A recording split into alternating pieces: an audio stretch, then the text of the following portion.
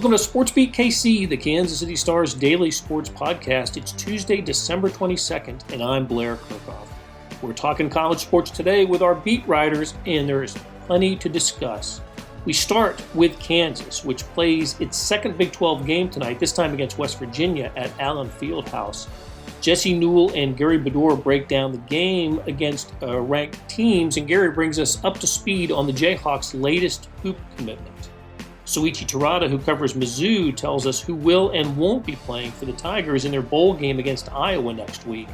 Also, the nationally ranked Tigers have a big basketball game tonight against Bradley. Kansas State got some good news over the weekend when quarterback Skylar Thompson, who missed the majority of the season with an injury, announced he was returning. We get the update from Kellis Robinett. So let's get started talking college sports. Gary Bedore and Jesse Newell cover Kansas sports for the Star and Wichita Eagle, and they are leading off today's college Palooza show. It occurred to me that, at Christmas time, it usually kind of winds down for a little while, right? Just temporarily.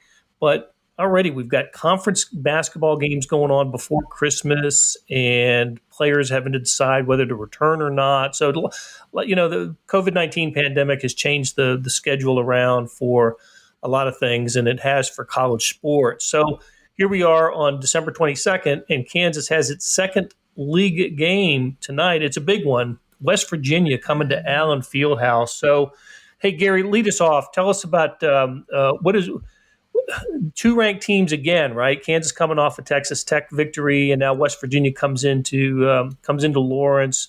What is this West Virginia team about, except for being really good?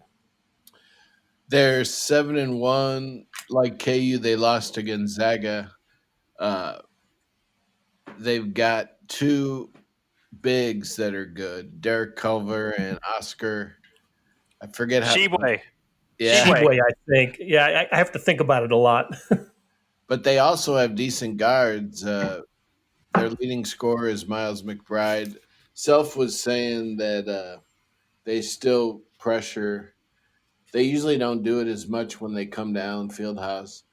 But the weird thing is they only beat what's supposed to be a weak Iowa State team by 4 or 5 on Saturday. So that was in Morgantown. Not that the home court matters anymore, but people are wondering if they still have their same old problems of shooting.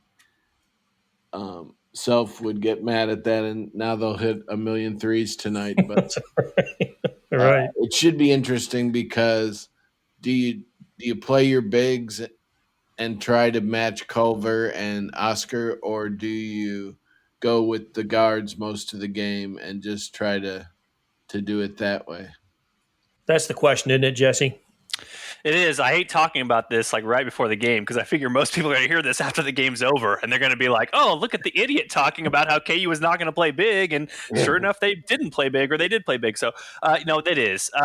Kansas kind of has right now a little bit of an identity crisis. They do. They play better with 5 guards, but they don't have much offense in for 5 guards. And it's really difficult when Bill Self comes out very frankly before the season and says he believes that David McCormick can be an All-America type player, and then he comes out and he's been this bad, and it's really hard to transition from, hey, you could be an All-American to like, hey, I don't really want to play you and don't want you to shoot, and do that all in the span of, like you just said, Blair, 3 or 4 weeks. So for Kansas, it's sort of difficult. If I was Kansas, I would play my best lineup. And, instead of saying, hey, how are you going to match up to West Virginia? I'm going to say, how is West Virginia going to guard Jalen Wilson off the dribble? How is Oscar Sheboy going to guard Jalen Wilson? And, we see this happen all the time. We can talk this to death before the game, but think about 2018 Kansas versus Villanova. You know what I mean? How is Villanova going to match up to Kansas? Well, how could Udoka Azubuike guard the guys on the perimeter? He couldn't. And Villanova rained in a bunch of threes, won the game. The game before that, how was KU going to match up to Duke? Because KU had a small lineup. Well, how was Duke going to match up to Kansas? How were they going to guard Svi Mikhailuk when he hit the big 3 at the end of the game? They didn't. They had a big man on him, and he got lost. So that's sort of the way that the game is moving. And so for Bill Self, it's just a difficult time right now because you want to have that extra week of practice to maybe put in some new players plays and do some more things with your 5-guard lineup, but you don't have that yet because you've got all these games crammed in together. So I think KU's 5-guard look is its best look. I think it's its best chance against West Virginia, but I think Bill Self just knows that most of his playbook is still with that one big in the lineup, and he loves his rebounds. So without David McCormick in there, it is going to be tougher for KU to get rebounds and to not completely get annihilated on the glass. So it's sort of a security blanket to go back to that one big. So yeah, that'll be the fascinating matchup tonight, and see if David McCormick can play any better than he has so far, because as of right now, yeah, it's been very difficult to keep him on the court just with the lack of efficiency he's had offensively and the lack of toughness he's shown defensively. A lot of these thoughts are on your Quick Scout, which is posted on the with our story links here, and it's on kansascity.com right now. Also included in the Quick Scout is a predicted score. I will let the readers go to the link to find how you think this game is going to unfold, Jesse. But one thing that you wrote that I agree with and I've thought about is home court advantage, right? Doesn't seem to be much of a home court advantage because of just because of lack of fans, right? There'll be 2,500 fans at Allen Fieldhouse tonight, but it just seems to me that in a couple games, the one team in the Big 12 that's really have been impacted by the home, playing on the road at Lawrence is West Virginia. They have lost some big leads in this building, and some of the best atmospheres that I've ever encountered at Allen Fieldhouse have been Kansas comeback victories over West Virginia. I don't think that's a factor tonight. Yeah, maybe a little bit of one, but that's exactly what I wrote in there. It's just it's a little bit different this time. And you think about some of the greatest comebacks that Kansas has had under Bill Self. It's been West Virginia at Allen Fieldhouse. And then what happens is the crowd just rises up. You kind of feel that tension, emotion, excitement. And if you're an official, you just can't help but sort of get involved in the storyline. You know what I mean? And Kansas has benefited from a lot of foul calls late in those games. Obviously, in one of those games, Devontae Graham just went nutso from 3. But that's sort of kind of the small edge that you get. Hey, you're down 12, you drive to the lane, you miss the shot, but there's a late whistle and you get 2 free throws. Those sorts of things aren't going to add up as much here when there's 2,500 down Fieldhouse. Now, I think we saw from the Texas Tech game that the officials still get plenty wrapped up in the home court advantage, with Texas Tech getting 6 or 7 or 8 or 100 million charge calls taken in that particular game, whether they were legitimate ones or not. So I think it's just a difference of magnitude. You know what I mean? Is Kansas still going to get a home court advantage tonight? Yeah. I mean, are they probably going to get a couple more foul calls than they would somewhere else? Probably. Is it a 5 or 6 point thing instead of a 2 or 3 point thing? No, it's not that anymore. They might get a couple points, but as you just spoke about, Blair, they've needed every bit of help to beat West Virginia in some of these games where they've gotten behind early.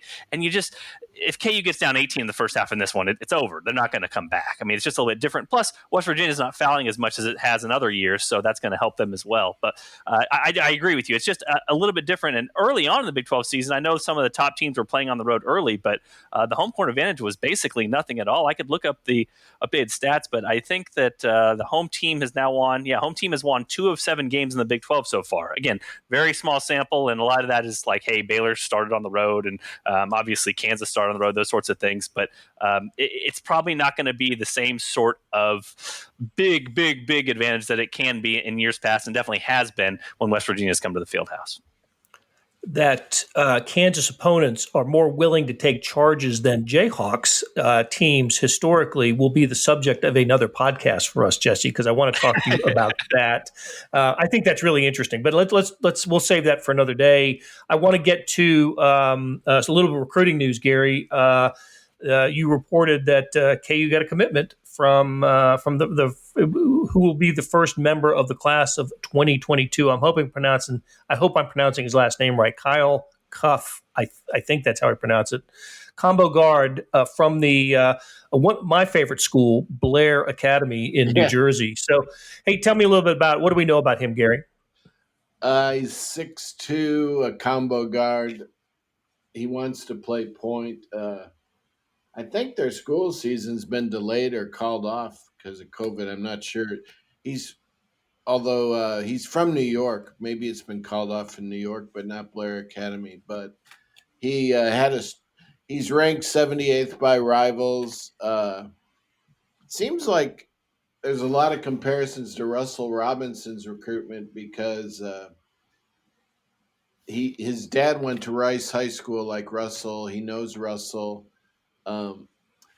And the list of schools was kind of different. It was not all the blue bloods. It was K-State, Georgia, St. John's, Pitt, A&M, KU, and he's supposed to be really athletic. Another guy who can jump out of the gym and all that.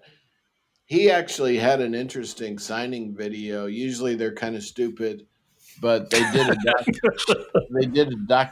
little documentary on him, and it was kind of neat because they went to his grandmother's house, both grandmothers.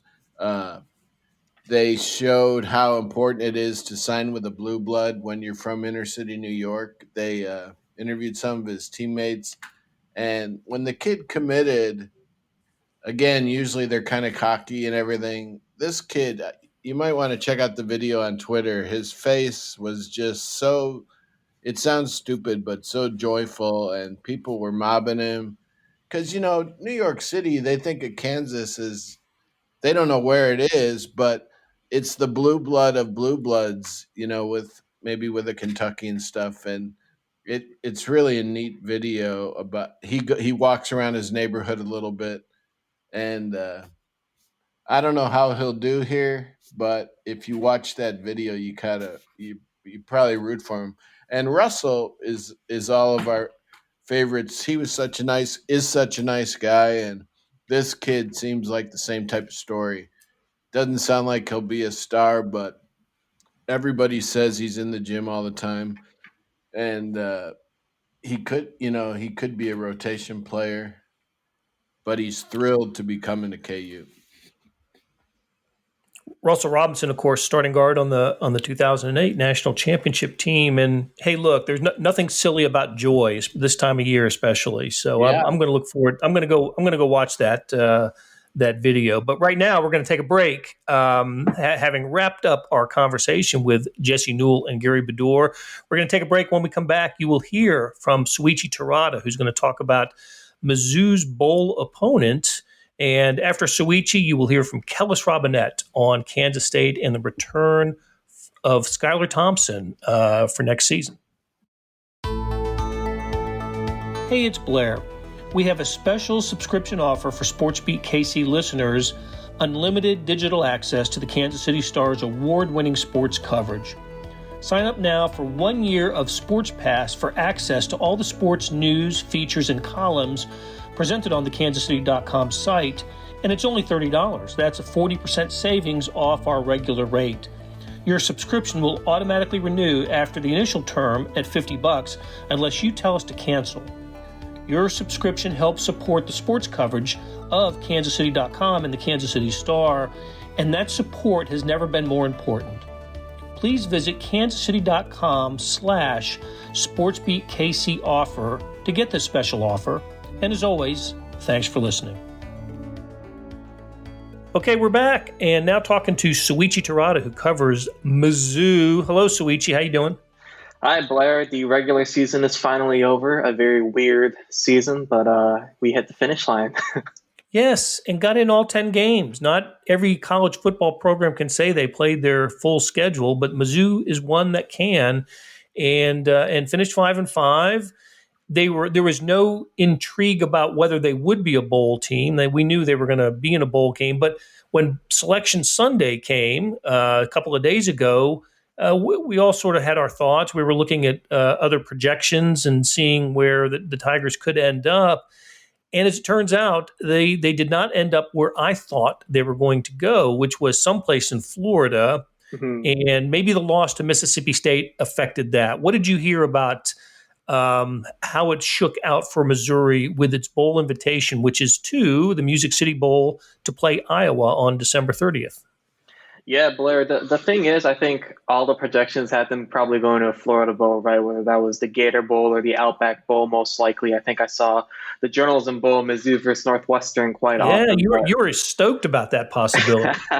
Well, very tongue-in-cheek, I might add. But yeah, obviously that then end up happening. Mizzou is actually heading to Nashville for the Music City Bowl, and really, Blair, the thing I kind of took away from talking to Jim Sturk and Eli Drinkwitz on that Sunday when after the bowl announcements was that they wanted to be in Nashville. They specifically wanted this day, which is December 30th.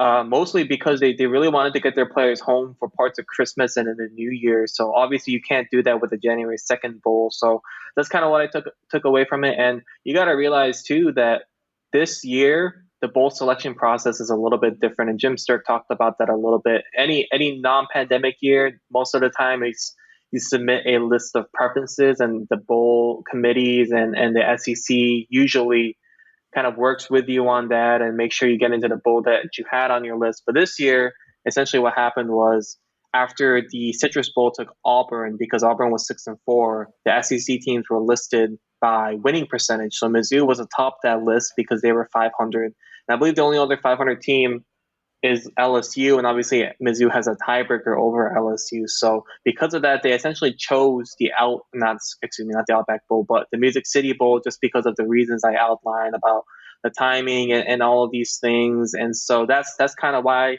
I think fans were a little bit mad. I always don't quite get why fans were a little mad about a bowl slate and the tiers and everything. I always look at it as, one, is it a cool city? And Nashville, I think, is. I know it's a pandemic and everything, but two, are you playing a good team? And number 15, Iowa certainly fits that bill, which is why, number 15 in the nation, 6-game winning streak. That is a very good team, Blair, and I think that's why Mizzou fans should be excited for, regardless of roster limitations and a lot of other things. But that is why Mizzou is in the Music City Bowl. Oh, Souichi, the longer you cover college sports, the more you will learn about it doesn't take much for fans to feel slighted about anything, including their bowl destination. But I totally agree with you. I think this is it's a great city. It's a good bowl. It's drivable for anybody who gets their hands on a ticket to go. So. And I like the date as well. There's something interesting about that date, isn't there? We just had a huge day in Missouri athletics with the football game against Georgia and the basketball game against Illinois that night. That was what was I can't remember the date, but it was a couple weeks ago, right? Yeah, December 12th. It was 12th. That's what it was. Yeah, the 12th. Georgia and Illinois, and then now you got Iowa and Tennessee. Right, got the basketball game against Tennessee that day as well. So football game, I think it kicks off at 2:30, right? And then the basketball game is in the evening. Yeah, it's at 8 p.m. At Mizzou, right? At Mizzou. Yep. So another cool day. But one player, at least one player we know will not be accompanying Missouri to the bowl game, and that is linebacker Nick Bolton.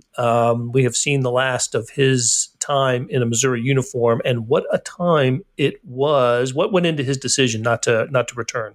Well, Blair, he is a projected first-round pick, so I don't think anybody can really blame him. I remember midway through the season, we were talking Nick Bolton with Mizzou defensive coordinator Ryan Walters, and he kind of made a comment that, we'd love you back, Nick, but go to the pros, go make your money and everything like that. So Nick Bolton has played his last snap. Right tackle Larry Borum has also played his last snap. Actually, he declared for the NFL draft. So luckily, Mizzou fans will get to see Larry Roundtree III, running back, one last time, fresh off that second-team All-SEC pick. He said he will play, and then he'll probably finish his Mizzou career then, as he's accepted a Senior Bowl invite and all that. But yeah, for Bolton, it's that's a big blow. But Mizzou has, they knew, talking to the players and coaches, they knew that this was going to happen, and they were I won't say they're ready for it, but I think mentally they were at least ready for it. So we'll see how that turns out, at least on the field.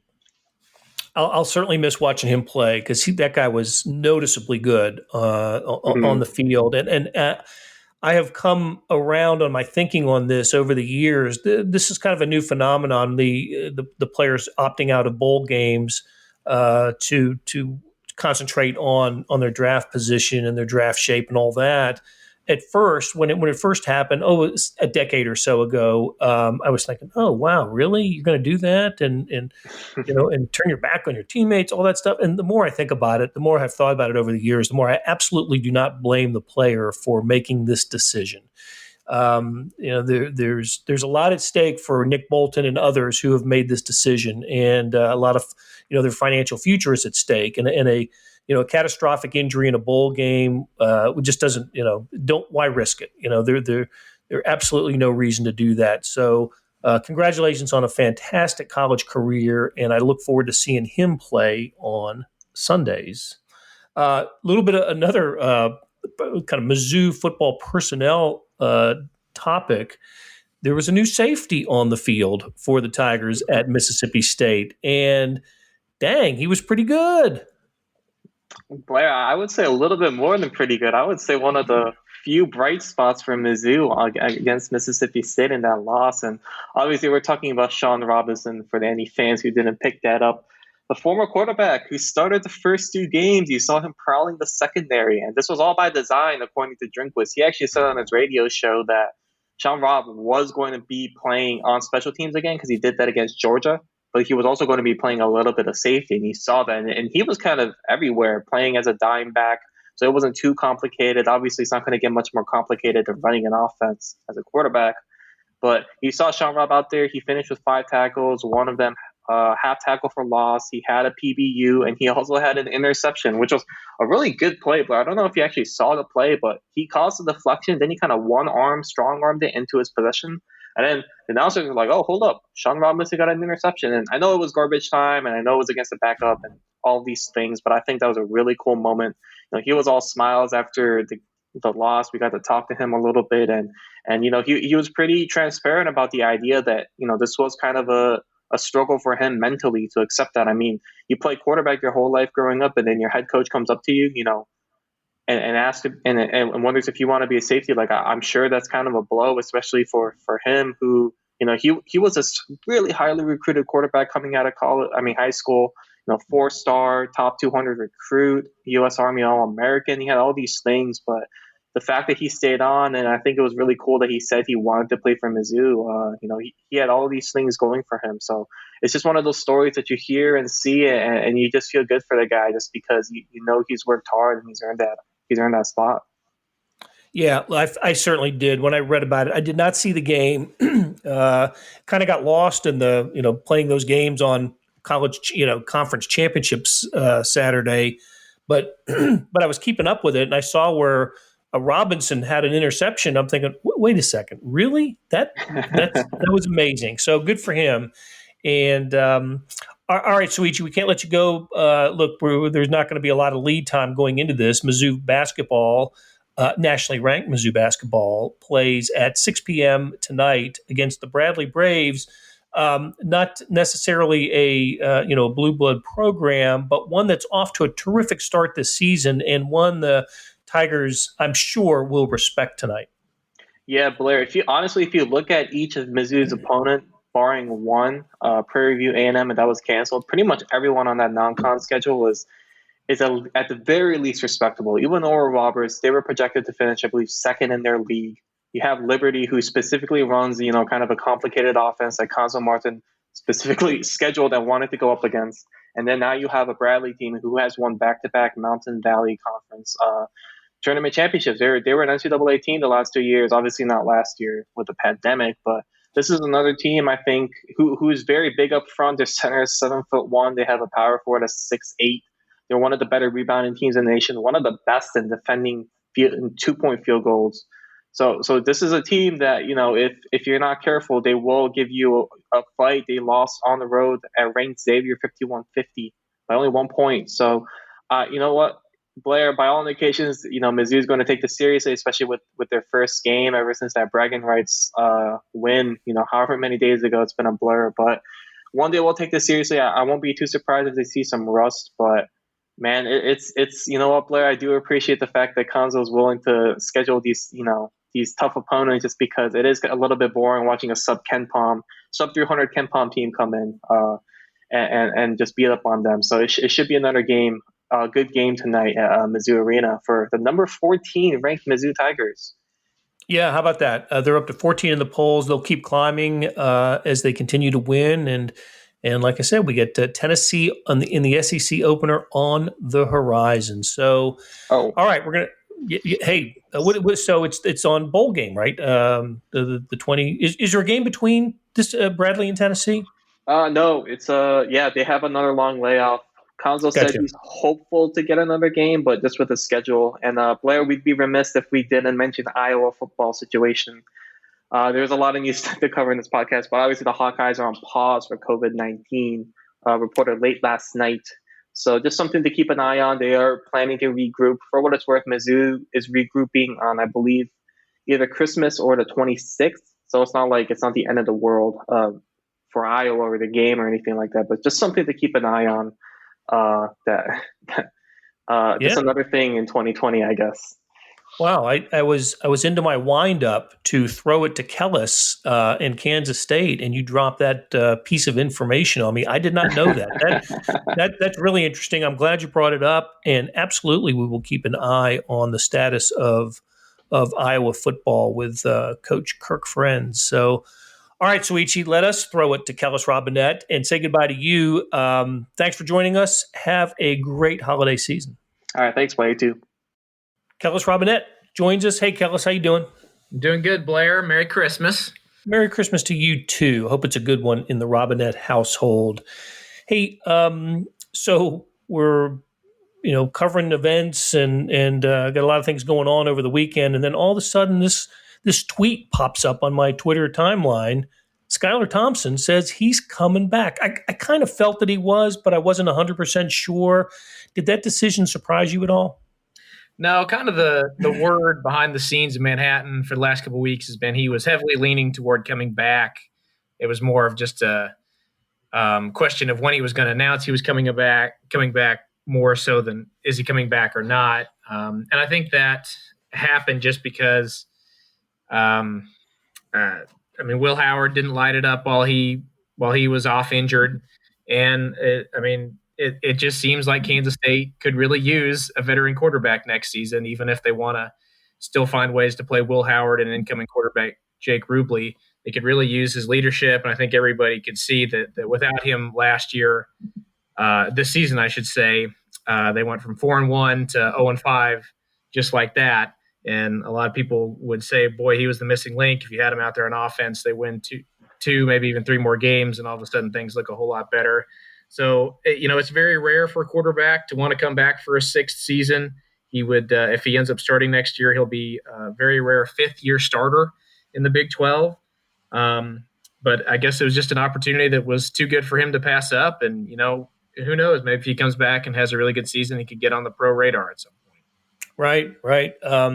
Okay, you mentioned what the depth chart's going to look like. There'll be talent in at the position.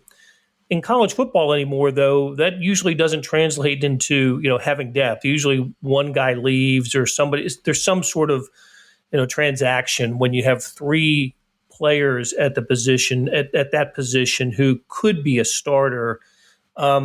So I agree. Skylar Thompson has to come in and start. He was led him to the victory over Oklahoma. He's the starter, right? He is the starting quarterback. But does that mean Jake Rubley comes in and just says, "Okay, I'll just abide my time and back, be the backup as highly rated as he is." And Will Howard, does he have a decision to make on this? How do you see it playing out? Yeah, super interesting. It's a scenario we haven't seen, I don't think at all in Manhattan since, the early Bill Snyder days, maybe. Think about what they're going to have at quarterback next year. They might have the most experienced passer in all of college football in Skylar Thompson. I can't imagine too many people have started more games than him. You got a freshman or sophomore, whatever you want to call him, and Will Howard, who started 7 games this year and showed some signs that he could be the quarterback of the future, even though he did struggle at times as well. And then you got Jake Rubley coming in, who ESPN tabs as the number 25 recruit in the entire nation this year, the highest touted guy they've had since Josh Freeman 14 years ago. So it's an interesting situation. They're going to have 3 players I think everybody wants to see play, and I think they're going to find a way to play all 3. It's just like you mentioned. Wow. People don't want to sit behind other quarterbacks for a year. That's just a great recipe for somebody to transfer. And I'm not saying it's going to be a quarterback by committee or anything like that, but you saw the last 2 seasons, even when Skylar was the unquestioned starter, they found ways to get John Holcomb in there when he was the backup. They found ways to get Will Howard on the field this year before Skylar got hurt. I think they're going to keep doing that, if for nothing else, to keep Skylar healthy, or at least have an opportunity to keep him healthier. We saw Will Howard is a very gifted runner. That was perhaps his best attribute this season. So maybe you find ways to have a package for him next season. And then, Jake, it's pretty rare to see 3 quarterbacks out there, but I bet they could find a package for him too. And that's what's so intriguing about this to me. I've had some K-State fans say that Skylar coming back ends whatever intrigue there was at quarterback. He's the presumptive starter. He's going to take every snap. I don't see it that way. I think they're going to find a way to play off 3 guys, and it's a good problem to have, probably better than just having the 2 newcomers. But it's going to be interesting to watch next season for sure. And Skylar Thompson's not the only Kansas State player who announced he was coming back. We spent so many weeks talking about Kansas State players who were transferring out of the program, but now some players are making a decision to stay or to come in. So bring us up to date on the defensive side of the ball. Yeah, so we've had two key players say they're coming back. Skylar was obviously the big one. That's the decision everybody was waiting for. But then also Bronson Massey, who started some games at defensive end this season and at times looked like a really good pass rusher.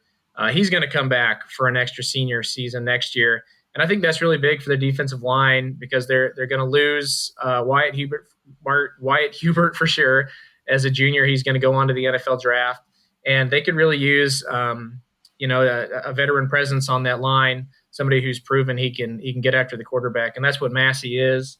He's never truly lit it up on the defensive line, but I think given his experience next year, he could take a nice step forward. And I suppose we've also seen Bradley Moore say he's going to turn pro. We've seen Harry Trotter say he's moving on. Brock Monty and Justin Hughes have all said they're leaving. The key players I think we're waiting on still are Noah Johnson at center, who if I had to guess, I think he'll come back, but he's also a veteran too, so you never know. Once you see guys getting up to be pretty old, some guys just get tired of college. But I think he might come back. And then we're still waiting to hear from Elijah Sullivan and Cody Fletcher, a couple senior linebackers, who if either of them decide to come back could add some very important depth and talent at that position. Okay. Hey, let's keep it on football. I was interested in asking your opinion of the college football playoff lineup. We know Kansas State's not going to a bowl game this year. They announced that they would not go, and I think that's a good decision. Long year for the Wildcats, and they've been going at it since June when they got back on campus. So K-State not going to a bowl game. But the bowl lineup was announced along with the college football playoff lineup, and we know the semifinals are going to be Alabama versus Notre Dame and Clemson versus Ohio State. I think the Clemson-Ohio State matchup will be the 17th in the 7-year history of the college football playoff. They seem like they play every year. Anyway, the only real surprise or intrigue going into that was who would end up at number 4, maybe among Notre Dame, Texas A&M, and Cincinnati. What did you think of the outcome? Did the college football playoff committee get it right? Oh, I mean, I'd like to say no. I mean, I just hate to see the cookie cutter system they have. It seems like there's only 6 teams every season that have a realistic chance of getting into the playoff, and those are the teams they keep going with. So I would prefer to see another team in there than Notre Dame. I mean, historically, has it ever worked out when a team gets just mauled in its last game and they still get the benefit of the doubt? It seems to me that that's not a very good sign for them moving forward. We saw it with Oklahoma when they lost a very famous game around these parts to Kansas State, Big 12 championship game. The old BCS committee didn't know what to do and said, all right, Oklahoma, you're still going to the championship game anyway. Well, they lost that game. Didn't look very good. Right. I think Nebraska, didn't they lose to Colorado in similar fashion? Didn't even play in the Big 12 championship game, and then got rolled by Miami in the national championship game. Right. So they weren't even Big 12 North champs, but they got to go play the national championship game and lost big. So I think that's a bad sign. If you can't win your last game, especially against another team that's in the field on a neutral field, I would much rather have seen Cincinnati or even Coastal Carolina, somebody, A&M, anyone other than Notre Dame in there. And I'm not thrilled about Ohio State either. I think you need to play more than 6 games. And it's just a shame that there's really not a great avenue for Cincinnati, teams like Cincinnati, Coastal Carolina, or even a team like Oklahoma, who had some struggles early and then figured things out. I mean, why should they be completely disqualified because of 2 losses months ago? If we were actually picking some teams that could actually compete with Alabama or Clemson, I would think Oklahoma would be right up there at the top the way they finished the year. So I'm hopeful. I'm sure you're with me. I'm hopeful that at some point we'll expand to 8 teams and be more inclusive here. But at least with this year, given the options out there, I would have liked to see Cincinnati instead of Notre Dame. Yeah, I am with you on the expansion to 8. I just think if there was ever a year, because of the unusual nature of this college football season where Ohio State just played 6 games and nobody played the same amount of games, that you could slide a Cincinnati or Coastal Carolina into that 4th spot and made it I think would have done a lot for a feeling of inclusiveness in college football. It doesn't have that right now. What else could Cincinnati have done? They ran the table, won all their games, and even that's not good enough, against a team that had a bad loss in its final game or a team that won 6 games. I'm not saying Notre Dame and Ohio State aren't 2 of the 4 best college football teams in the country. I'm just saying if there was a year that you could sort of make an exception, or you can justify putting in an 11-0 Cincinnati team, this would have been the year to do it. But instead, this will be the 7th year of the college football playoff, so 28 different positions. They've been played by 11 different teams. Isn't that crazy? Yeah.